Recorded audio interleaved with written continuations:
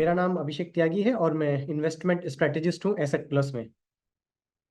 तो आज के हमारे सेशन का टॉपिक रहने वाला है कि म्यूचुअल फंड से आप कैसे वेल्थ क्रिएट कर सकते हैं इन द लॉन्ग टर्म। देखिए, जैसे आप सभी को पता है, India is one of the fastest growing economy in the world. अगर हम प्रेजेंट की बात करें, इंडिया वर्ल्ड की पांचवी सबसे बड़ी अर्थव्यवस्था है और आने वाले 3 सालों में बाय 2027 हम जापान और जर्मनी को पीछे छोड़ते हुए वर्ल्ड की तीसरी सबसे बड़ी अर्थव्यवस्था बनने जा रहे हैं। ये ऐसा मैं नहीं कह रहा हूँ, या आरबीआई नहीं कह रहा है, ऐसा IMF का मानना है, इंटरनेशनल मॉनेटरी फंड। तो जब हमारी इकोनॉमी इतना ग्रो करने वाली है आने वाले टाइम में, इसका मतलब हमारी जीडीपी भी ग्रो होगी और कंपनीज की अर्निंग में भी ग्रोथ दिखेगी आपको। सो एज एन इन्वेस्टर आपके पास एक अच्छी खासी अपॉर्चुनिटी है इस मार्केट से फायदा उठाने की। इसी पर आज हम डिटेल में चर्चा करेंगे कैसे आप म्यूचुअल फंड के थ्रू इक्विटी एसेट क्लास में निवेश करके अपने लिए एक अच्छी वेल्थ क्रिएट कर सकते हैं आने वाले टाइम में। इस सेशन के मैं फ्लो के बारे में बात करता हूँ। पहले हम इस टॉपिक के बारे में बात करेंगे एंड ड्यूरिंग द सेशन जो भी आपके क्वेश्चन होंगे प्लीज आप उसको चैट बॉक्स में डालते जाइएगा and after the session we will take all your questions. इस टॉपिक पर बात करने के लिए आज हमारे साथ है mister Tushar Javkar ji, who is head of learning and development and products at DSP mutual fund. Tushar ji को 18 ईयर्स से भी ज़्यादा का एक्सपीरियंस है फाइनेंशियल सर्विस इंडस्ट्री में एंड वो आज हमें इस टॉपिक के बारे में बारीकी से बताएंगे कि कैसे हम इक्विटी एसेट क्लास में निवेश कर सकते हैं एंड अपने लिए वेल्थ जनरेट कर सकते हैं in future. So without any further delay I would like to hand over this session to mister Tushar ji. So over to you sir. धन्यवाद अभिषेक जी, और आप सभी का मैं फिर एक बार स्वागत करता हूं on behalf of Asset Plus और डीएसपी म्यूचुअल फंड। एक क्विक कंफर्मेशन दीजिएगा सभी लोग, क्या आप मुझे सुन सकते हैं loud and clear? Yes Tushar ji, yes. धन्यवाद। Let me share my screen as well before we get into the discussion. Screen दिखाई दे रही है दोस्तों आप सभी को? Yes, it's visible. Thank you. चलिए, सबसे पहले मैं शुरुआत करना चाहूंगा Abhishek, thank you very much के बैकग्राउंड देने के लिए कि हम दुनिया की पांचवी बड़ी अर्थव्यवस्था है और आने वाले 2.5 सालों में लगभग हम जर्मनी और जापान को पीछे छोड़ के दुनिया की तीसरी बड़ी अर्थव्यवस्था बनने जा रहे हैं। आप में से कितने लोगों ने ये वर्ड सुना है कि आजादी का अमृत काल चालू है? कितने लोगों ने ये सुना है? आप चैट विंडो पे अपने आंसर्स लिख सकते हैं, लेट मी अंडरस्टैंड। कितने लोगों ने ये सुना है आजादी का अमृत काल? सभी ने सुना होगा। पिछले 1.5-2 सालों से हमने ये सुना है कि हमारा अमृत काल चालू है। ये अमृत काल एग्जैक्टली क्या होने वाला है दोस्तों? अमित जी, राजू जी, यस प्रकाश साहब, व्हाट एग्जैक्टली दिस अमृत काल इज गोइंग टू बी? क्या होने वाला है इस अमृत काल में? यस अनुराग जी, क्या होगा इस अमृत काल में? विकसित भारत, एब्सोल्युटली यस विवेक जी। हमने एक टारगेट रखा है, गवर्नमेंट का एक एजेंडा है, और ये एजेंडा क्या है मैं जरा लिखना चाहूंगा, एक नोटपैड या एक्सेल शीट में लिखना चाहूंगा। एक कंफर्मेशन दीजिएगा अगर एक्सेल भी दिख रही है। इंडिया का अमृत काल चालू है, मतलब क्या होने वाला है इस अमृत काल में? 2024 से 2047 2047 तक का हमने एक टारगेट रखा है। यस रंजीत जी, यस विवेक जी। और ये टारगेट क्या है? फ्रॉम डेवलपिंग नेशन हमें एक डेवलप्ड नेशन बनना है। क्या बनना है हमें? विकसित भारत बनना है, हमें एक डेवलप्ड नेशन की ओर बढ़ना है, अग्रसर होना है, right? Focus on in manufacturing, infrastructure, self growth and what not. लेकिन ये 2024 से 2047 की जो जर्नी होने वाली है दोस्तों, इसमें आम भारतीयों को क्या फायदा होगा और हमें सही प्रकार से निवेश क्यों करना चाहिए, इसके ऊपर थोड़ा आज चर्चा करेंगे। और इन सारी जर्नी में कौन से एसेट क्लास पे हमें ज्यादा फोकस करना चाहिए।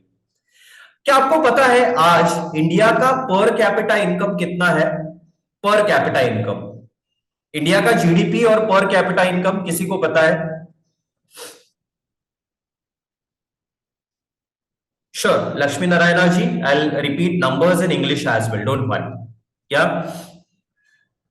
Yes, Prakash ji, Ashish ji, Ramesh ji, India का GDP, India GDP somewhere around $3.95 trillion US dollar, ये हमारा जीडीपी है, और हमारे देश का पर कैपिटा इनकम, मतलब देश की आबादी, India's population, how much do they earn on an average? 144 crore plus भारतीय एवरेज इनकम कितना कमाते हैं सालाना?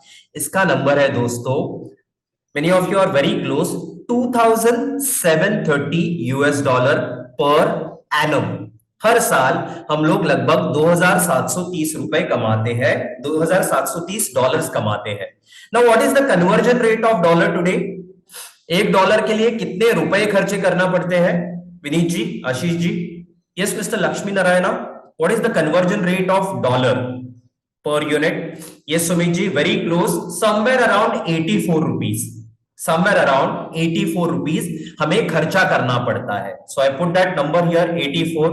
सो if I have to convert this amount into रुपी, अगर मुझे रुपी टर्म में जानना है एक आम आदमी, एक आम भारतीय कितना पैसा कमाता है, that value will turn out to, let me delete dollar from here, that amount will turn out to 2,29,320 rupees, लगभग 2,30,000 रुपए। यस आशीष पंड्या साहब, यू आर एब्सोल्युटली राइट, लगभग 2,30,000 रुपए सालाना एक आम भारतीय कमाता है। अगर मुझे मंथली जानना है, दिस अमाउंट डिवाइडेड बाय 12, 12 से छेद कर दो इसका, तो मुझे पता चलता है कि आम भारतीय आज के तारीख में लगभग 19,000 रुपीज कमाता है। Are you all with me? Sumit ji, Rahul ji, Ashish ji, Vivek ji, everyone in the class. आज के तारीख में एवरेज भारतीय लगभग 19,000 रुपए कमाता है। तो 2024 का ये डेटा है, दिस इज एज ऑफ 2024। आज हम लोग यहां पे हैं। बाय 2047 हमारे जीवन में कैसे बदलाव आने वाले हैं प्रकाश जी? बाय 2047 इंडिया का पर कैपिटा इनकम कितना होगा? Any idea? Yes mister Lakshmi Narayana, any idea? By 2047 when we are going to become a developed nation, what would be India's per capita income? 10,000 USD, 25,000 USD, okay? Can I have more answers? Yes, 15,000, Amar ji. Come on friends, we have more than 100 participants in the class. 5,000 USD, someone is saying 91,880, 25, okay, 4,800, Nitin ji कहते हैं, अमित जी कहते हैं 1,000। दोस्तों, as per the projections, India's per capita income, Ajay Giri साहब, Nitin ji and everyone, is going to be somewhere around 16,000 to 20,000 USD by 2047।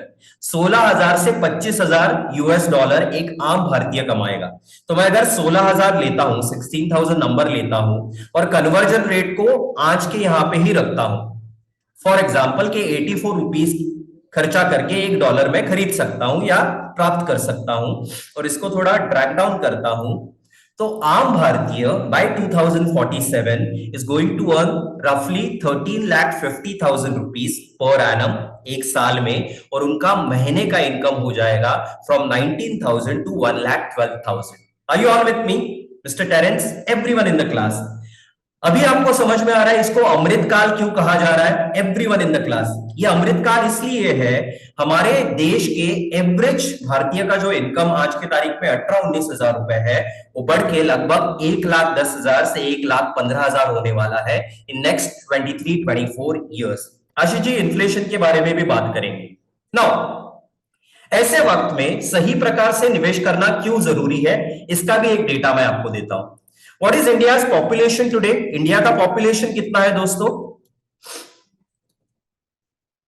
144 crore, 144 crore भारतीय आज हमारे देश में है। हमारी जनसंख्या है, लोक संख्या है 144 करोड़ प्लस, एवरीवन। नाउ इसमें से कितने लोग स्मार्टफोन यूजर्स है आपको पता है? Smartphone users, how many smartphone users do we have? Sumit ji saying 90 crore, 50%, okay. The right answer is somewhere around 75 to 80 crore Indians have smartphone. इनके पास स्मार्टफोन है दोस्तों, मतलब जिसमें इंटरनेट चलता है, एप्स है और क्या क्या नई चीजें हैं। या Anurag ji, Sandeep ji, it is around 75 to 80 crore smartphone users. क्या आपको पता है आज के तारीख में how many OTT subscribers are there in the country? OTT subscribers मतलब जिनके मोबाइल पे Netflix, Amazon prime, ZEE5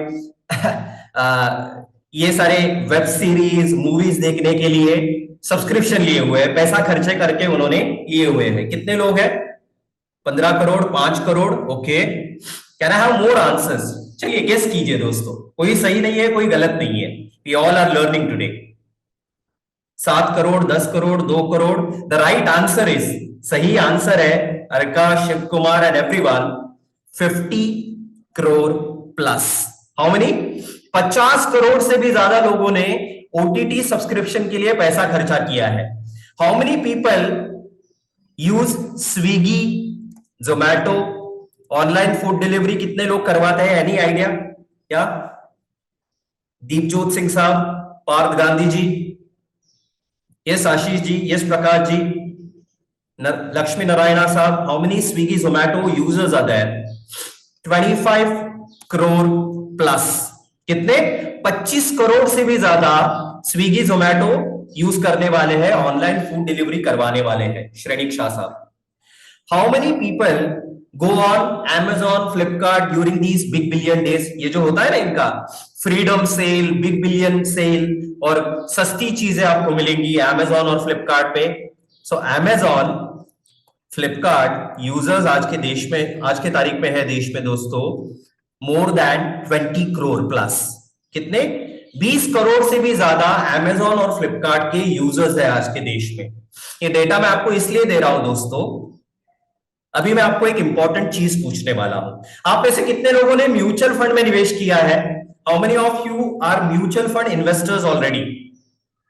yes Prakash ji, Vivek ji, wow, very good, very good, very good. Nimesh Kapadia साहब, यस राजू रंजन जी, पार्थ, विनोद, पवनजीत साहब, यस राहुल जी, अमोल, फंटास्टिक। क्या आपको पता है दोस्तों, आज के तारीख में इंडिया में कितने म्यूचुअल फंड इन्वेस्टर्स है? What is the number of total mutual fund investors in the country? Great Ashish Kumar ji, since beginning.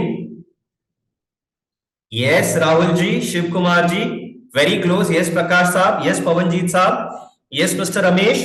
Around 4.5 to 5 crore भारतीय आज के तारीख में म्यूचुअल फंड निवेश करते हैं। कुशल साहब, Anil ji and everyone in the class, अगर 144 करोड़ की जनता है इंडिया में, 80 करोड़ लोग लगभग स्मार्टफोन यूजर्स हैं, 50 करोड़ लोग अगर खर्चा कर सकते हैं नेटफ्लिक्स, Amazon प्राइम, मिर्जापुर और हीरा मंडी देखने के लिए, तो अपने भविष्य के लिए इन्वेस्ट करने वाले सिर्फ 4.5-5 करोड़ लोग हैं। क्या इसमें बदलाव होने की जरूरत है दोस्तों? विकास जी, कुशल साहब, इज देयर अ नीड? अगर इंडिया ग्रो करने वाला है, अगर भारत ग्रो करने वाला है, अगर हम डेवलप्ड नेशन बनने वाले हैं, तो हमें हमारे भविष्य के बारे में भी सोचना चाहिए। और दोस्तों, सिर्फ 4.5-5 करोड़ भारतीयों के साथ आज म्यूचुअल फंड इंडस्ट्री का, MF म्यूचुअल फंड इंडस्ट्री का असेट अंडर मैनेजमेंट कितना है आपको पता है? मतलब टोटल कितना पैसा म्यूचुअल फंड इंडस्ट्री लोगों का मैनेज कर रही है हमारे देश में? सिर्फ 4.5-5 करोड़ भारतीय निवेश कर रहे हैं, और टोटल इसका ऑलरेडी 60 लाख करोड़ प्लस हो चुका है। 60 लाख करोड़ प्लस। सिर्फ 4.5-5 करोड़ लोग अगर 60 लाख करोड़ प्लस की एसेट्स क्रिएट कर सकते हैं, इमेजिन अगर 144 करोड़ जनता सही प्रकार से निवेश करना शुरू करे, हमारी अर्थव्यवस्था और हमारी स्टॉक मार्केट को कहां तक पहुंचा सकते हैं। Yes everyone, are you all with me? क्या आपको पोटेंशियल समझ में आ रहा है? सबसे पहले मैं ये नंबर्स आपको फैक्ट्स एंड फिगर इसलिए बता रहा हूं क्योंकि हमें समझना चाहिए, अगर भारत का अमृत काल है तो मुझे भी अमृत कमाना चाहिए, और उसके लिए क्या करना पड़ेगा? सही प्रकार से निवेश करना पड़ेगा, राइट टाइप से निवेश कर। यस, 91880 14.8 करोड़ फोलियोज है, लेकिन यूनिक इन्वेस्टर्स लगभग 4.5 से 5 करोड़ ही है। Are you all with me? Sandeep ji and everyone. Now चलिए थोड़ा हिस्ट्री में पीछे जाते हैं। क्यों म्यूचुअल फंड सही है? इतने सारे एडवर्टाइज आपने देखे होंगे वर्ल्ड कप मैचेस के दौरान, या अभी ओलंपिक्स जो चल रहे हैं पेरिस में, क्या उसमें भी आपने म्यूचुअल फंड सही है कि एडवर्टाइज देखे हैं सभी ने? आपके बच्चों के भविष्य के लिए म्यूचुअल फंड्स में निवेश कीजिए। यस, देखा है आपने कि क्यों इतने सारे इनिशिएटिव्स लिए जा रहे हैं? सचिन तेंदुलकर साहब, महेंद्र सिंह धोनी साहब, रोहित शर्मा, ये लोग आके एडवर्टाइज कर रहे हैं कि म्यूचुअल फंड सही है और देश के तरक्की के साथ करोड़ों लोग जुड़ रहे हैं और आपको भी जुड़ना चाहिए। क्यों बताया जा रहा है? मैं आपको थोड़ा हिस्ट्री बताना चाहूंगा। थोड़ा नीचे आ जाते हैं हम लोग एक्सेल में। दोस्तों, मैं यहां पे कुछ लिखना चाहूंगा, असेट क्लास, और कुछ थोड़ा हिस्ट्री में पीछे जाएंगे। 1979-80 से आज 2024, मुझे बताइए 1979-80 में ट्रेडिशनली हम भारतीय किस असेट क्लास में निवेश करते थे? What were the asset classes in 1979-80 where we used to invest traditionally? Gold, property, fixed deposit, okay?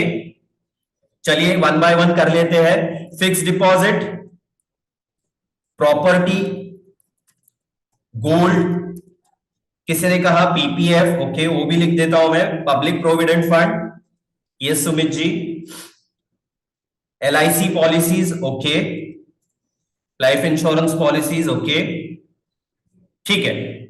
कोई मुझे बता सकता है, can anyone tell me, in 1979-80 fixed deposit अगर हम लोग अकाउंट ओपन करते, what were the rate of interest? कितना रेट ऑफ इंटरेस्ट मिलता था?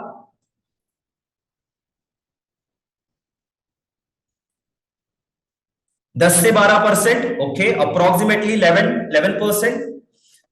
Amit Kumar ji, the number is somewhere around 12%। Ajay Singh Yadav ji is requesting remote control of your screen. Ajay Singh ji, मैं रिक्वेस्ट करूंगा ये रिमोट कंट्रोल मेरे पास रहने दीजिए, क्योंकि I am the host of the session. आप जरूर सुन सकते हैं, अगर आप चाहिए तो स्क्रीनशॉट भी ले सकते हैं। ठीक है अजय सिंह यादव साहब, धन्यवाद। तो दोस्तों 1979-80 में एफडी का rate of interest was somewhere around 12%। उसके बाद बड़ा भी था, 14%, 15% तक भी पहुंचा था संदीप जी। लेकिन आज के तारीख में अगर आप फिक्स डिपॉजिट अकाउंट ओपन करने जाए तो what is the rate of interest? ये सुमित जी, अराउंड 7.25%। अगर आप सीनियर सिटीजन हो 60 इयर्स एंड अबव तो आपको 25 basis point additional rate of interest मिलता है। तो अगर मैं लिखना चाहूं तो 7.25% से लगभग 7.8% तक का रेट ऑफ इंटरेस्ट आज फिक्स डिपॉजिट में मिलता है। Are you all with me? या दीपजोत साहब, everyone in the class, Sandeep ji. चलिए अभी प्रॉपर्टी पे आ जाते हैं। मैं मुंबई में रहता हूं, डीएसपी म्यूचुअल फंड का ऑफिस है नारीमन पॉइंट, जो मुंबई का टॉप लोकेशन है प्रॉपर्टी के उद्देश्य से अगर हम सोचे तो। और मैं नजदीक ही रहता हूँ ऑफिस से, हार्डली मेरा घर 15 मिनट पे है। मैं ताड़देव एरिया में रहता हूँ और यहाँ पे ताड़देव, नारीमन पॉइंट या फिर मलाबार हिल जहाँ पे राजभवन है, या महाराष्ट्र के जो चीफ मिनिस्टर है उनका बंगलो है, वर्षा बंगलो, ये सारे एकदम क्लोज बाय है, 10-15 मिनट के डिस्टेंस पे है। Anyone from Mumbai in the class? कोई मुंबई से है इस क्लास में? मैं मुंबई का एग्जांपल इसलिए ले रहा हूं क्योंकि मैं मुंबई से हूं। आप आपके सिटी का भी एग्जांपल जरूर ले सकते हैं। यस सुमित जी, यस प्रकाश जी। एनी आइडिया 1979-1980 में मलाबार हिल जो मुंबई का टॉप प्रॉपर्टी लोकेशन है, मतलब फिल्दी रिच लोग यहां पे रहते हैं, बड़े बड़े लोगों का घर यहां पे है, क्या रेट था पर स्क्वायर फीट 1979-1980 में? Any idea? Around 2000, okay. Any more guesses Sumit जी?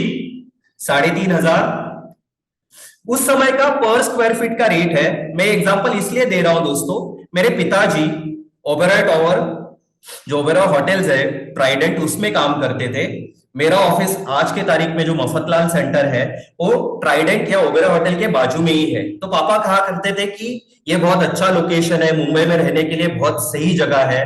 तो वो हमेशा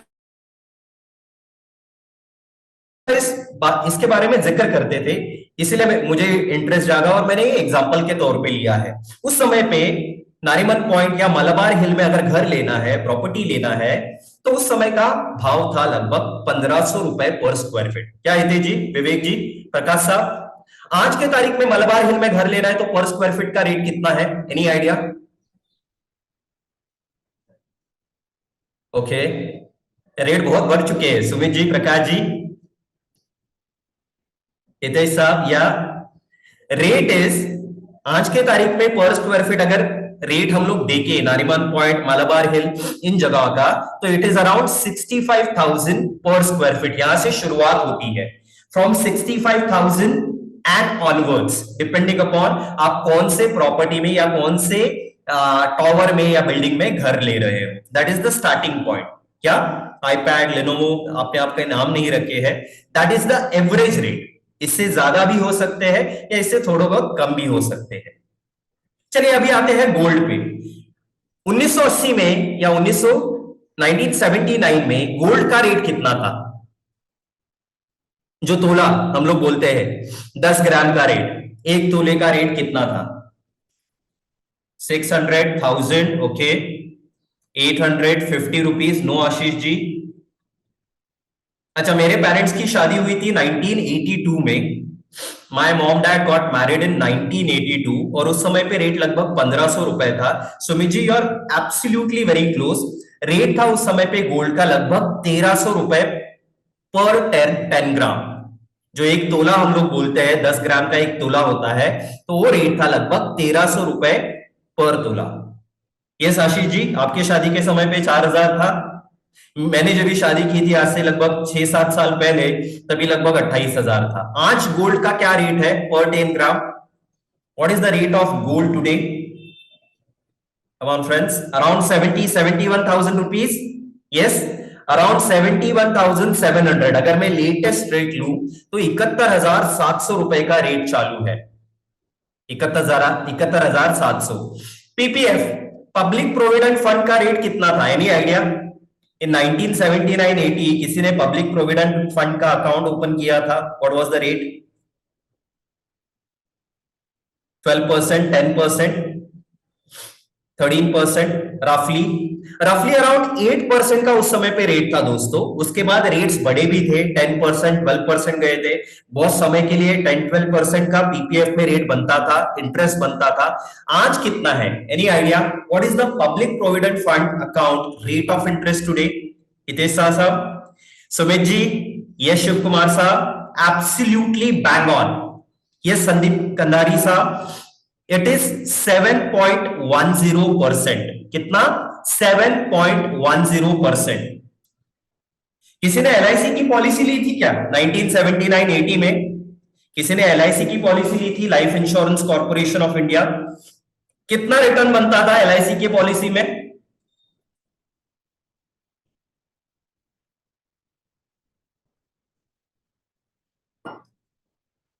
उस समय पे रफली अराउंड 7 to 8% रिटर्न बनता था ट्रेडिशनल पॉलिसीज में। और आज अगर मैं देखूं एलआईसी की जो ट्रेडिशनल पॉलिसीज है, उनका return is somewhere around 3% to 6%। Are you all with me? कितना बनता है? 7 to 8% उस समय पे बनता था। आज के तारीख में it is somewhere in the range of 3% to 6%। अभी मैंने इतने सारे एग्जाम्पल एसेट क्लासेस के क्यों लिए? क्योंकि 1979 में बीएसई सेंसेक्स का बेस डिसाइड हुआ था। क्या आपको पता है? बॉम्बे स्टॉक एक्सचेंज का बेंचमार्क इंडेक्स सेंसेक्स का बेस इज 1979 और उस समय पे बेस कितना था? Yes Sandeep ji, absolutely yes Nitin ji, it was 100 का बेस था। और आज सेंसेक्स कहां तक पहुंचा है दोस्तों? Any idea? Where does Sensex stand today? Wow, 80,000, somewhere around 80,000। पूरा 80,000 नहीं है, 79,600, 700 फ्राइडे का क्लोजिंग है। तो यहां पे थोड़ा मैं एक नंबर क्रंचिंग भी करना चाहूंगा आपके लिए। कितने टाइम्स हुए हैं ये एसेट क्लासेस और उनके कंपाउंडेड एनुअल ग्रोथ रेट कितना है? एफडी में दोस्तों फायदा हुआ है या नुकसान हुआ है over a period of last 45 years? क्या रेट ऑफ इंटरेस्ट बढ़े हैं या घटे हैं? कम हुए हैं, एब्सोल्युटली। प्रॉपर्टी का जरा हिसाब लगाते हैं, कितने टाइम्स हुआ है? 65,000 आज का है टॉप प्रॉपर्टी का रेट मुंबई में, और उसका बेस रेट, तो लगभग 43 टाइम्स प्रॉपर्टी का रेट बढ़ा है मुंबई के प्राइम लोकेशन में। गोल्ड का रेट कितना हुआ है, इसे थोड़ा मैं ट्रैक डाउन कर लेता हूं। 55 टाइम्स, 1300 रुपए पर तोला से लगभग 72,000 पर तोला आज गोल्ड का रेट है। तो 55 टाइम्स प्राइस बढ़ा है इन लास्ट 45 इयर्स। पीपीएफ में फायदा हुआ है, नुकसान हुआ है दोस्तों, in terms of rate of interest, परतावा ज्याला म्हणतात मराठीमध्ये, या जिसको कहते हैं return interest, there is a depreciation, there is a downfall in terms of rate of interest. LIC में भी कुछ यही हमने देखा है over a period of time. अभी बात करते हैं जरा सेंसेक्स की। क्या सेंसेक्स ने, मुझे जरा बताइए, लास्ट 45 सालों में अगर मैं बेस्ट असेट क्लास चूज करना चाहूं out of these all asset classes, आप बताइए मुझे what is the best asset class according to you, जहां पे हर भारतीय नागरिक को निवेश करना ही चाहिए? इक्विटी, सेंसेक्स, अगर मैं सीएजीआर फॉर्मूला डालू यहां पे, चलिए आपके सहूलियत के लिए मैं फॉर्मूला भी डाल देता हूं। 2024 माइनस 1979 निवेश किया था, तभी भाव ये था। फ्यूचर वैल्यू मतलब आज की वैल्यू है ये, तो मुझे यहाँ पे सीएजीआर मिल जाएगा, और यही फॉर्मूला मैं यहाँ पे कॉपी पेस्ट करूंगा सेंसेक्स के लिए भी। तो मुझे बताइए दोस्तों, सबसे बेहतरीन असेट क्लास कौन सा है जिसने लास्ट 45 सालों में, प्रॉपर्टी ने जहां पे लगभग 9% पैसा ग्रो करवाया है, गोल्ड ने लगभग 9% से पैसा ग्रो करवाया है, वर्सेस सेंसेक्स में अगर कोई निवेशित रहता तो क्या होता? उनका कंपाउंडेड एनुअल ग्रोथ रेट होता 16%। सौरभ खांडेलवाल जी, वेरी सिंपल फॉर्मूला, अगर आप गूगल पे जाएंगे तो आराम से आपको मिल जाएगा, don't worry about that, very simple formula. Rate का फॉर्मूला है, हिस्ट्री का वैल्यू कितना था जो भी शुरुआत की, आज का वैल्यू कितना है, सिर्फ यही आपको एंटर करना है, सिंपल है। गूगल पे जाएंगे आपको मिल जाएगा, और आजकल चैट जीपीटी उससे फास्ट बताता है विद कैलकुलेशन। ये सौरभ खांडेलवाल साहब। अभी आप मुझे बताइए दोस्तों, जब हम निवेश करते हैं तो क्या हमें और एक चीज का भी ध्यान रखना चाहिए, और वो है सबसे बड़ी बीमारी, inflation. Do you all agree with that? महंगाई। Do you all agree with that कि हमें महंगाई का ध्यान रखना चाहिए? किसी ने शुरुआत में कहा था कि हमें इन्फ्लेशन को भी ध्यान में रखना चाहिए। Do you all agree with that? ये संदीप जी, एब्सोल्युटली। अगर रूल ऑफ 72 में लगाऊं तो लगभग 5 साल से कम समय में इक्विटी सेगमेंट ने मार्केट में पैसा डबल करवाया है लोगों का लास्ट 45 इयर्स में। यस आशीष जी, आपने कहा था। आज के तारीख में इन्फ्लेशन कितना है इंडिया में, महंगाई दर कितना है? यस कुशल जी कहते हैं अराउंड 6 to 7%, अराउंड 6%। लेकिन आप में से कितने लोग अग्री करते हैं हमारे लाइफ का इन्फ्लेशन इससे ज्यादा हो सकता है? Do you all agree with that? Yes Sumit ji, yes doctor Rekha, how many of you agree कि हमारे लाइफ का इन्फ्लेशन इससे ज्यादा होगा? तुषार, नॉट 6-7%। मैं यहां पे अगर एवरेज 6-7% भी ले लूं, मेरे लाइफ का inflation could be more then that. ये कैसे पता चलेगा? आज आपके हाथ में स्मार्टफोन है, बैंक का ऐप है आपके मोबाइल में, आप लास्ट मंथ का बैंक का स्टेटमेंट निकालिए for the month of July 2024, debit transaction का टोटल कीजिए और एक साल पीछे जाइए, जुलाई 2023 में स्टेटमेंट निकालिए, डेबिट ट्रांजैक्शन का टोटल निकालिए, आपको पता चल जाएगा लास्ट एक साल में मंथ ऑन मंथ आपके लाइफ का इन्फ्लेशन कितना रहा है। और डेफिनेटली वो 8 से 10% के आसपास का रहेगा या उससे ज्यादा रहेगा, या Hitesh ji it could be more than 15% as well. आप में से कितने लोगों को यह पता है, एक कॉन्सेप्ट इसे कहते हैं real rate of return. What does it mean? मतलब मैं जब भी पैसा निवेश करूंगा तो मेरे पैसे का वैल्यू 7% से अगर कम हो रहा है, इन्फ्लेशन से क्या होता है, जो चीज आज 100 रुपए पे मिल रही है अगले साल 110 या 115 रुपए पे मिलेगी, right Namrata ji? Yes doctor Shah. तो मुझे क्या करना पड़ेगा, जो भी रिटर्न मैं कैलकुलेट करूं 7%, 9% या 16%, उसमें से पहले इन्फ्लेशन को माइनस करना पड़ेगा, तब मुझे रियल रेट ऑफ रिटर्न मिलेगा। तो मुझे बताइए दोस्तों, अगर आज कोई फिक्स डिपॉजिट में 7.5% से निवेश करता है, for example 7.5% fix deposit rate, तो उनका रियल रेट ऑफ रिटर्न कितना होगा? सिंपल फॉर्मूला में डालूं तो 7.5 minus inflation which is around 7%, it is hardly 0.50%। तो आप पैसा ग्रो कर रहे हो या पैसा तोड़ रहे हो? In real sense, are you making money or you are donating money? After tax, it would be absolutely in minus. Ramesh ji, you are absolutely right. Sandeep ji, हम लोग पैसा तोड़ रहे हैं।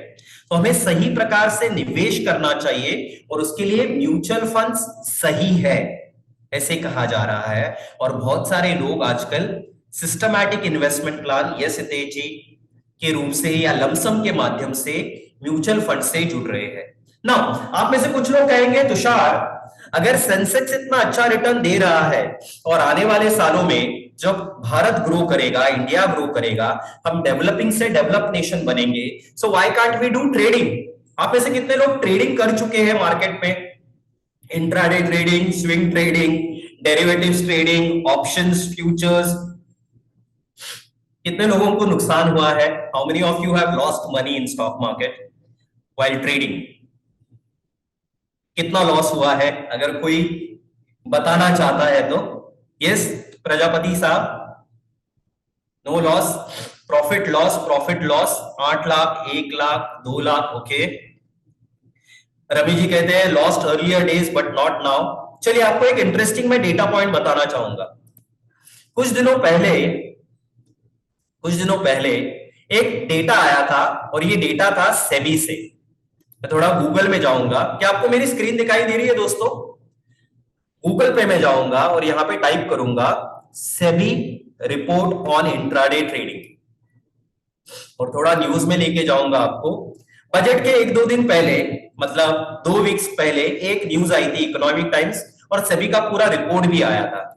और सभी का रिपोर्ट क्या कहता है वो थोड़ा मैं हाईलाइट करना चाहूंगा।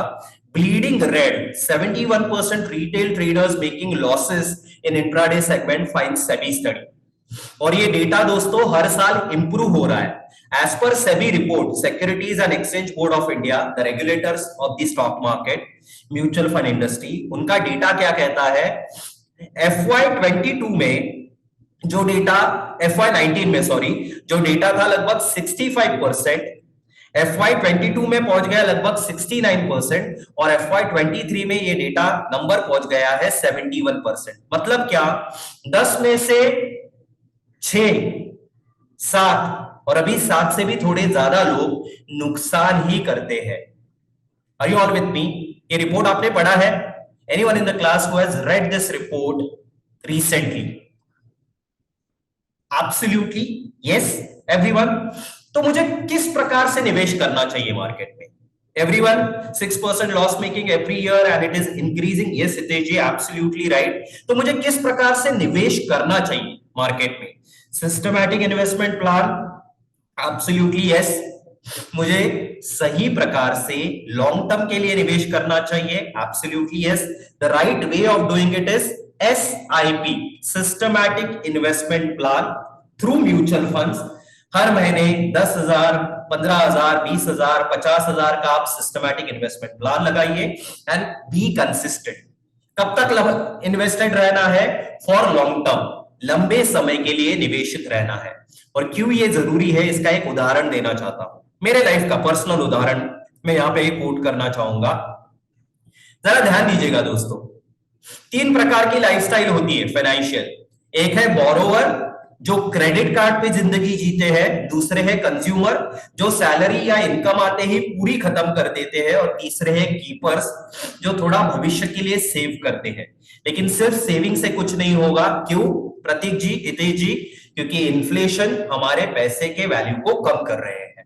इसलिए क्या करना पड़ेगा? हमें दूर का सोचना पड़ेगा। और क्यों ये जरूरी है उसका एक पर्सनल लाइफ का मेरे एग्जांपल मैं आपको देना चाहूंगा। ये थोड़ा थोड़ा एक स्टोरी मैं बताना चाहूंगा। ये दो हीरो है हमारे मूवी के, और ये हीरो कौन है? ये मैं हूं और ये है मेरा बेटा, जिसका नाम है कृष्णिल। क्या नाम है इसका? कृष्णिल। 4 साल का होगा। Tomorrow happens to be his birthday. 4 साल का हो जाएगा कृष्णिल। तो मैंने थोड़ा रिसेंटली, मैंने और मेरे वाइफ ने सोचा कि कृष्णिल इतना होशियार है तो इसके लिए अच्छी स्कूल हम लगाएंगे। तो जब मैं स्कूल सर्च कर रहा था तो मैंने कुछ पुराने डॉक्यूमेंट्स, उसके बर्थ सर्टिफिकेट वगैरह निकाले। तो मेरे पुराने फाइल में मुझे एक फीस रिसिप्ट मिला। और ये फीस रिसिप्ट कौन सा था? मेरे 3rd ईयर ऑफ बीकॉम का, टीवाई बीकॉम का। यहाँ पे आप देख सकते हैं साटे कॉलेज, मेरा नाम तुषार जावकर, टीवाई बीकॉम का ये। Thank you very much for the wishes. TY BCom का ये फीस रिसिप्ट है। अगर आप डेट देखेंगे इसके ऊपर, ये दिखेगा आपको 2004। 2004 में मैं 3rd ईयर ऑफ बीकॉम में था, कंप्यूटर सब्जेक्ट लिया था, इसलिए दो रिसिप्ट्स है, 1215 और 850। 3rd ईयर ऑफ बीकॉम का 2004 में मैंने टोटल फीस पे किया था 2065 रुपीज। That's it. पूरे एक साल का ग्रेजुएशन के फाइनल ईयर का फीस था 2065। और अभी मार्च महीने में 2024 में मैंने कृष्णिल के जूनियर केजी, जहां पे क्या पढ़ाया जाता है, ABCD या फिर how to form a sentence, activities करवाई जाती है जिसमें माँ बाप का कंट्रीब्यूशन ज्यादा होता है प्रोजेक्ट बनाने के लिए। राइट हितेश जी, राजू जी, ये संदीप साहब, इस उम्र में माँ बाप ज्यादा काम करते हैं और बच्चे कम काम करते हैं। और उसके लिए मैंने जो फीस पे किया है कृष्णिल का, डिजिटल फीस रिसिप्ट है, यूनिवर्सल इंटरनेशनल स्कूल का नाम है दोस्तों, one of the top school for British curriculum इन मुंबई। 2024-25 का ये फीस रिसिप्ट है। और इसका टोटल फीस जो मैंने पे किया है दोस्तों फॉर जूनियर केजी, वो है 2 लाख रुपए। Are you all with me? कितना फीस पे किया है? तो लास्ट 20 साल में 2004 से 2024 में अगर मैं पर्सनल लाइफ का इन्फ्लेशन कैलकुलेट करूं तो लगभग 26% का आ जाता है। How much? 26%। ये सुमित जी एब्सोल्युटली राइट, एब्सोल्युटली राइट। अगर आप ओवरऑल देखें, खर्चा देखें, तो ये बढ़ते ही जाने वाला है। Hitesh ji absolutely right. Education में जो इन्फ्लेशन रहेगा वो हायर साइड पे ही रहेगा। ये संदीप जी एब्सोल्युटली यस। आज के तारीख में मेरा 50,000 का सिर्फ एक एसआईपी है, 50,000 का मैं एक मंथली एसआईपी करता हूं कृष्णिल के हायर एजुकेशन के लिए। क्यों? क्यों? क्योंकि अगर वो आज 4 साल का है, 16 साल बाद जब वो 20 साल का होगा, अगर उसको एमबीए करना है top business school IIM Ahmedabad या आईआईएम बैंगलोर से अगर एमबीए करना है, तो आज के तारीख में अगर उसकी मैं फीस देखने जाऊं तो लगभग 25 लाख रुपए की है दोस्तों। मैंने 2005 में एमबीए किया था, मैं रैंक होल्डर था मुंबई यूनिवर्सिटी से। तब मैंने पार्ट टाइम एमबीए किया था लगभग 60,000 रुपए में। ये मेरा फीस रिसिप्ट है 2005 का। और आज अगर मैं टॉप 20 स्कूल देखूं तो उनका फीस है लगभग 25 लाख रुपए, सिर्फ फीस है हितेश जी। वहां पे रहना, प्रोजेक्ट्स, अगर उसका खर्चा मिलाते जाऊं तो ये और कुछ लाख आगे बढ़ जाएगा। अगर मैं इन्फ्लेशन कैलकुलेट करूं फीस में तो मुझे लगभग 1.5 करोड़ रुपए का प्रोविजन करना पड़ेगा जब कृष्णिल 20 साल का होगा। और उसके लिए मैंने आज मतलब आज से लगभग 4 साल पहले ही, जब भी उसका जन्म हुआ था मेरे बच्चे का, तभी मैंने 50,000 का एक सिस्टमैटिक इन्वेस्टमेंट प्लान चालू कर दिया था in mutual funds, and I am keeping it consistently for long term. Are you all with me? Mutual fund में निवेश करना बहुत जरूरी है अगर आपको पैसा ग्रो करना है। But at the same time, उसी के साथ साथ मैं आपको यह भी बताना चाहता हूं दोस्तों, इन्वेस्टमेंट्स या फाइनेंशियल प्लानिंग के 5 स्टेप्स हैं। Goal setting, risk profiling, asset allocation, portfolio build करना और रिव्यू रिबैलेंसिंग। एसेट एलोकेशन क्या है दोस्तों? डाइवर्सिफिकेशन। कितने लोगों ने सुना है इसके बारे में? एसेट एलोकेशन या diversification, how many of you have heard about it? Yes, सभी ने सुना होगा। क्या मतलब है इसका? जब हम लोग फॉर एग्जांपल होटल में जाते हैं खाना खाने के लिए, तो हम लोग जनरली क्या ऑर्डर करते हैं? प्रकाश जी, हितेश जी, यस, दीपजोत साहब, आशीष जी, संदीप साहब, Sumit ji, what do we order?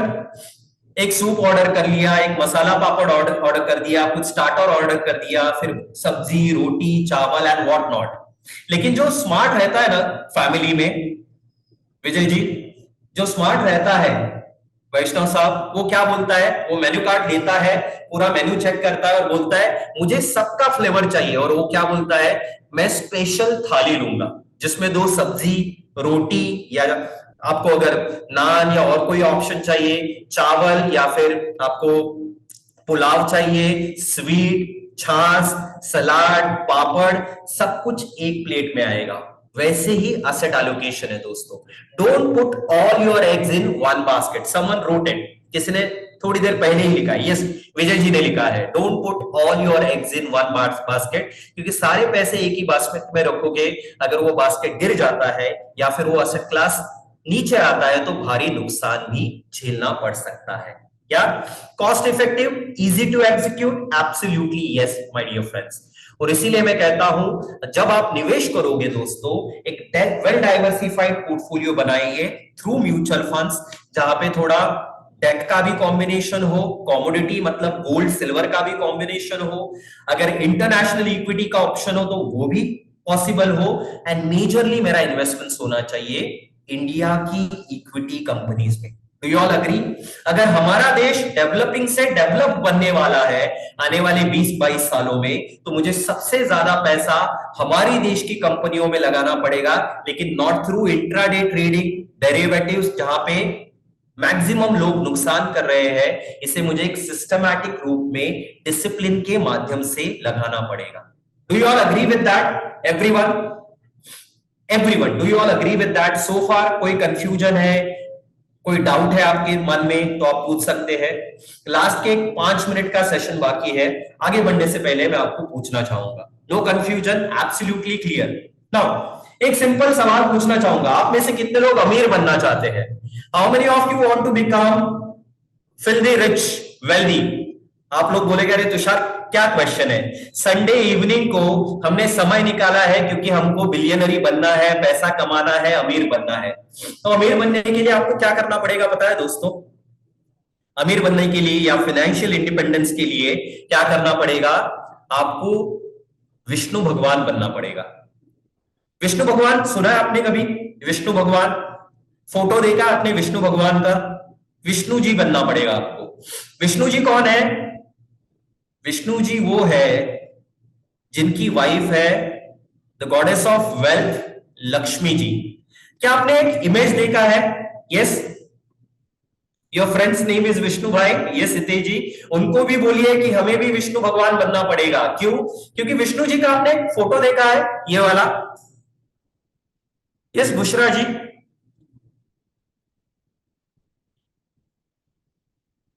Bushra ji आपके क्वेश्चन का जवाब मैं दूंगा थोड़ी देर में। Please hold on to your question for some time, I will come back and answer your question for sure. ये तस्वीर आपने देखी है, विष्णु जी आराम से लेटे हुए हैं विद लॉट्स ऑफ पेशेंस, और उनके पैर दबा रही है Lakshmi ji, the goddess of wealth. तो अगर आपको अमीर बनना है तो लक्ष्मी जी आपकी सेवा करनी चाहिए, लेकिन उसके लिए क्या करना पड़ेगा? हमें विष्णु जी बनना पड़ेगा। और विष्णु जी किसके नीचे लेटे हुए हैं दोस्तों? किसके नीचे लेटे हुए हैं? शेषनाग। ये शेषनाग कौन है दोस्तों? तकलीफें, प्रॉब्लम्स, जीएसटी बढ़ गया, कोविड आ गया, बजट में टैक्सेशन बढ़ गया and what not. Yes, risk, तकलीफें, यस डॉक्टर रेखा। लेकिन विष्णु जी इन तकलीफों के बीच में भी एकदम पेशेंस के साथ लेटे हुए हैं। और ये सब पूरा सीन कहां पे हो रहा है दोस्तों? ये पूरा सीन कहां पे हो रहा है? ये सीन हो रहा है बीच, समंदर में। कहां पे हो रहा है? Right exactly in the middle of the ocean. समंदर के बीच में ये हो रहा है। मतलब क्या? अगर आपको पैसा कमाना है, अमीर बनना है, तो सिर्फ समंदर में जाके पैर भिगो के मतलब नहीं है, आपको समंदर में पूरा डीप तक जाना पड़ेगा। मतलब आपको इक्विटी मार्केट में जो वॉलेटाइल है वहां पे लहरें भी आएंगी, उतार चढ़ाव भी आएंगे, लेकिन आपको विष्णु जी जैसे पेशेंस के साथ निवेशित रहना पड़ेगा for long term. Are you all with me? आपको पूरा निवेश करना पड़ेगा with patience for long term. Volatility तो रहेगी, वो मार्केट का नेचर है। कभी मार्केट 30% प्लस होगा, कभी -40% भी होगा।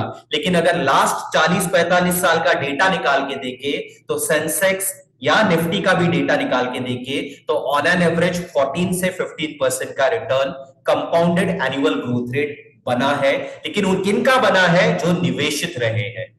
तो इंपॉर्टेंट फॉर्मूला है, मार्केट में निवेश कीजिए, पेशेंस के साथ लगे रहिए और अपने इन्वेस्टमेंट्स को स्टॉप मत कीजिए। और जब भी आपका इनकम रिवाइज होता है हर साल, अपने निवेशित समय को, अमाउंट को या आपके इन्वेस्टमेंट्स को हर साल जैसे इन्फ्लेशन बढ़ता है अपने इन्वेस्टमेंट्स को भी इंप्रूव करते जाइए, बढ़ाते जाइए, सो दैट आपके गोल्स बहुत जल्दी आप अचीव कर पाओगे। Whether it is financial independence या बच्चों के एजुकेशन के लिए खर्चे जमाने हैं या फिर रिटायरमेंट प्लानिंग करना है। नाउ बुशरा जी ने एक सवाल पूछा था related to systematic withdrawal plan. तो मैं कहता हूं म्यूचुअल फंड्स इन्वेस्टमेंट्स के साथ भी और रिटायरमेंट के बाद भी। मतलब क्या? अगर कोई सीनियर सिटीजन है, 60 साल के ऊपर का कोई व्यक्ति है, उनके लिए भी म्यूचुअल फंड सही है। क्यों? क्योंकि वो सिस्टमैटिक विड्रॉल प्लान लगा सकते हैं, जिसे कहते हैं कि मैंने म्यूचुअल फंड में निवेश किया और हर महीने 4% 5% साल का मैंने विड्रॉल रेट डिसाइड कर लिया और हर महीने फिक्स्ड अमाउंट मेरे अकाउंट में एज एन इनकम आते जाएगी। और ये सिर्फ रिटायर्ड लोगों के लिए नहीं है, जो 40 साल के हैं या 50 साल के हैं, वो लोग भी अपने लिए एक एडिशनल इनकम जुटा सकते हैं through systematic withdrawal plan for your different needs according to your goals, according to your lifestyle. Now कुछ निवेशक ऐसे भी होंगे, वो पूछेंगे तो ये कैसे करना चाहिए? संदीप जी, हितेश जी, कुछ लोगों के मन में ये भी सवाल होगा कि मैं निवेश की जर्नी शुरू कैसे करूं? कुछ लोगों को अनुभव है, कुछ लोगों ने नहीं किया है। तो दोस्तों, अगर आपको शुरुआत है तो एक बात जरूर ध्यान में रखिएगा, जब भी आप निवेश करते हो तो मैंने थोड़ी देर पहले आपको बोला था ये 5 स्टेप्स है और उसमें से आखिरी कड़ी है रिव्यू एंड रीबैलेंसिंग। जब भी आप बीमार होते हो तो डॉक्टर के पास जाते हो और चेक करवाते हो क्या सब सही है, आपके पल्स, आपका ब्लड प्रेशर, अगर बुखार है तो ब्लड रिपोर्ट करवाते हैं और जानते हैं कि सब कुछ सही है मेरे बॉडी में, शरीर में। वैसे ही साल में 2 बार, हर 6 महीने में आपके फाइनेंशियल एडवाइजर को जाके आपके पोर्टफोलियो को रीचेक करवाना भी उतना ही जरूरी है। आप में से सभी लोगों ने महाभारत सुना होगा, देखा होगा, यस और नो? महाभारत देखा है सभी ने? कोविड में वापस देखा होगा, घर में बैठ के रामायण महाभारत वापस आ रही थी। ये मैं इसलिए एग्जांपल दे रहा हूं क्योंकि देश के प्रचलित ये एपिसोड्स थे या प्रोग्राम थे उस समय पे, जो हमें एक नॉस्टैल्जिक एरा में लेके जाते हैं। 10 टाइम्स एब्सोल्युटली यस हितेश जी। तो महाभारत का हीरो कौन था? महाभारत का हीरो कौन था? महाभारत किसने जितवाया था? हितेश जी कहते हैं कृष्ण भगवान। ओके, कृष्णा। लेकिन महाभारत तो पांडवों ने जीता था एज पर माय अंडरस्टैंडिंग, आया ना? महाभारत किसने जीता था दोस्तों? पांडवों ने जीता था। लेकिन हम पूरे महाभारत का जो क्रेडिट है उस व्यक्ति को देते हैं जिसने शस्त्र भी नहीं उठाए। Someone who didn't pick up any weapon, we give credit for Mahabharata to that single person and that person happens to be lord Krishna. Do you all agree? ये इमेज आपने देखा होगा, लॉर्ड कृष्णा। क्यों इन्हें ये कहा जाता है कि पूरे महाभारत के जो नायक थे वो कृष्ण भगवान थे? क्योंकि पांडव युद्ध भूमि में कंफ्यूज थे। जैसे हम लोग स्टॉक मार्केट में जब गिरावट आती है या मार्केट में उल्टा पलट होती है तो कंफ्यूज होते हैं। तो हमें कोई ना कोई चाहिए जो प्रॉपरली गाइड करे और सही राह बताए। Do you all agree with that? और ये सही राह आपको गूगल, चैट जीपीटी या यूट्यूब में फ्री वीडियो देख के नहीं मिलेगी। उसके लिए आपके लाइफ के कृष्ण भगवान होंगे आपके एडवाइजर। और आज के हमारे क्लास के कृष्ण भगवान है हमारे एसेट प्लस या हमारे अभिषेक त्यागी जी, जिन्होंने ये पूरा एपिसोड या पूरा वेबिनार ऑर्गेनाइज किया है। दोस्तों, तो एक एडवाइजर की इंपॉर्टेंस हम हमारे फाइनेंशियल जर्नी जो अगले 20-25 सालों की होने वाली है, कुछ लोगों के लिए शायद और बड़ी भी हो सकती है, 30-40 सालों की हो सकती है। एक सही फाइनेंशियल एडवाइजर आपके साथ जुड़ना बहुत जरूरी है, जो आपके लिए, आपके फैमिली के लिए और आपके भविष्य के लिए काम करे। With that I would like to conclude my part. Abhishek ji, मैं आपको बुलाना चाहूंगा और हम साथ में क्वेश्चन लेना चाहेंगे, आपके सवाल लेने चाहेंगे दोस्तों। Yeah, sure. So it was a very wonderful session, Tushar ji. Thank you very much. अच्छे से एक्सप्लेन किया है कैसे equity asset class comparison with other asset class like FDs कैसे परफॉर्म किया है। सो द की इज कि आपको stay invested in the long run, यही आपका की मैसेज है। वही संदीप जी ने भी लिखा है, timing the market is not important, time in the market is important. बड़ा अच्छा उन्होंने समझा। एब्सोल्युटली। बाकी आपने काफी अच्छे से explain किया है, and most of the questions you have already answered. I think most of the people are answering not rather than questioning, so they are या understanding what वैसे the थोड़ा इंटरैक्टिव बनाना चाहता था, क्योंकि संडे इवनिंग को कोई इन्वेस्टमेंट्स के बारे में सुनने आया तो उसको मैं बोर नहीं करना चाहता। correct correct correct. So आपने काफी अच्छे से explain किया था, and most of the question you already answer. Bushra जी का एक क्वेश्चन था like SWP पे, वो जानना चाहते थे whether arbitrage is suitable and hybrid is suitable for that. अगर आप कुछ बताना चाहें इस बारे में। बिल्कुल। बुशरा जी, आपके क्वेश्चन पे वापस आना चाहता हूं।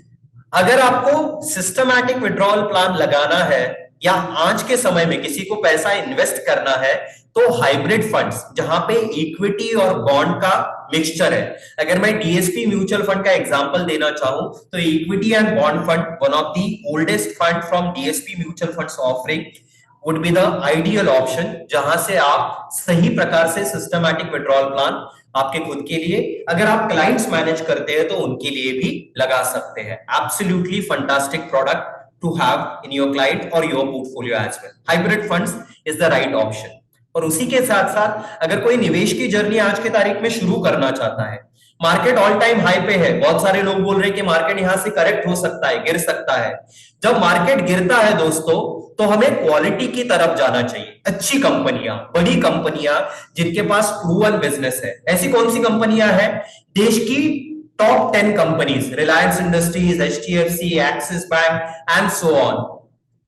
इन 10 कंपनियों का एक स्पेशल इंडेक्स निफ्टी ने लॉन्च किया है, जिसका नाम है Nifty top 10 equal weight index. तो आप इसके तरफ भी देख सकते हैं। One of the very good option if you want to start your journey in equity market right now, इस समय पे अगर आपको शुरुआत करनी है तो। प्रवीण जी का एक क्वेश्चन है, अभिषेक जी, क्या इस सेशन का रिकॉर्डिंग मिल सकता है क्या? मैं वो कोऑर्डिनेट कर लूंगा प्रवीण जी से। Thank you very much. Yes Vivek ji, Excel sheet देखना है आपको? जरूर, मैं दिखाना चाहूंगा आपको। दोस्तों मेरा एक ही मतलब मैसेज आप सभी को एक रहेगा। आप में से कितने लोगों को वॉरेन बफे पता है? वॉरेन बफे कितने लोगों को पता है? सभी को पता होगा। The billionaire investor, the billionaire investor. Absolutely. उनका नेटवर्क कितना है आज के तारीख में? What is the net worth of Warren Buffett?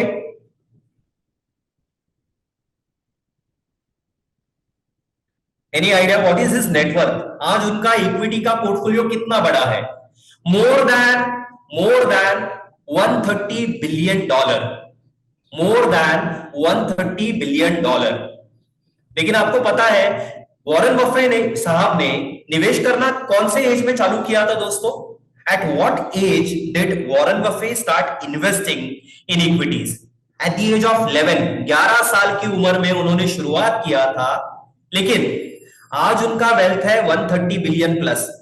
वो बिलियनरी कब बने थे आपको पता है? 11 साल की उम्र में उन्होंने निवेश करना शुरू किया, लेकिन वो बिलियनरी कब बने थे?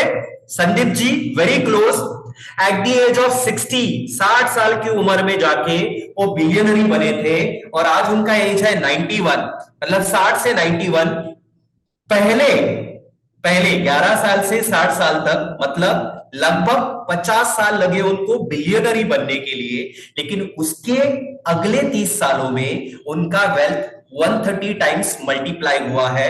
और इसे कहते हैं पावर ऑफ कंपाउंडिंग। और इसके लिए क्या करना पड़ता है Amit ji, Mahesh ji, Sandeep ji and everyone in the class? निवेशित रहना पड़ता है पेशेंस के साथ। अगर आप बीच बीच में पैसा निकालते जाओगे, प्रॉफिट निकालते जाओगे, या फिर अपने बाकी खुशियों के लिए अपने म्यूचुअल फंड पोर्टफोलियो से पैसा निकालोगे, तो पावर ऑफ कंपाउंडिंग कभी नहीं मिलेगा और अमीर होने का हमारा सपना हमेशा सपना ही रह जाएगा। इसके लिए इन्वेस्टेड रहना बहुत जरूरी है और निवेश करते रहना भी बहुत जरूरी है। यस विकास जी, एक्सेल शीट आपने देख ली? आपका जो क्वेरी था, क्वेश्चन था?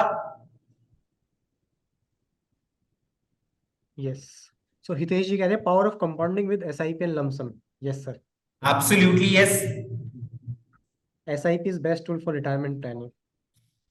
सॉरी एसडब्ल्यू, या SWP is best tool for retirement planning. एक बार मैं हमारे क्राउड के लिए तालियां बजाना चाहूंगा कि बहुत ही इन्फॉर्म्ड अटेंडीज आज हमको मिले थे, जो बहुत एक्टिव भी थे और जवाब भी दे रहे थे। मजा आ गया आज।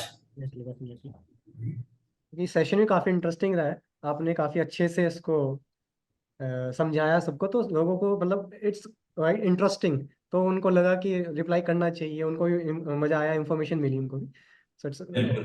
Very good session. Deepjot Singh ji, Nifty top 10, Bharat की सबसे लार्जेस्ट 10 कंपनियां, सबसे बड़ी 10 कंपनियां, उसका एक इंडेक्स लॉन्च हुआ है। I was talking about that, I was referring to that. आज अगर आपको पैसा डालना है, जहां पे बहुत लोगों के दिल में दिमाग में ये डर है कि कहां से शुरुआत करूं, स्टॉक मार्केट गिर गया तो पहला ऑप्शन है हाइब्रिड फंड्स, जहां पे इक्विटी और डेट का कॉम्बिनेशन आपको मिले। और दूसरा ऑप्शन है क्वालिटी कंपनियों की तरफ जाइए, और ऐसा ऑप्शन कहां पे मिलेगा आपको? निफ्टी टॉप 10 जो इंडेक्स है, वहां पे आप निवेश कर सकते हो। उसका एक एनएफओ डीएसपी लेके आ रहा है अगले वीक में। आपको अभिषेक जी और उनके टीम से उसके बारे में और जानकारी मिल सकती है। Definitely Tushar.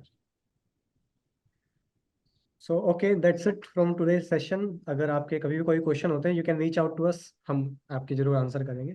And thank you so much once again Tushar ji, आपने संडे को स्पेशली हमारे लिए टाइम निकाला। धन्यवाद। Thank you very much once again दोस्तों, on behalf of DSP mutual fund and Asset Plus. बहुत ही इंटरैक्टिव और बढ़िया सेशन बनाने के लिए आप सभी का योगदान बहुत ही जरूरी था, इस पूरे सेशन को इंटरेस्टिंग और अटेंटिव बनाने के लिए मैं कहूंगा। धन्यवाद। Thank you very much and happy investing. Grow कीजिए और अपने निवेश को भी ग्रो कीजिए आने वाले समय की। Thank you. Thank you so much. Thank you.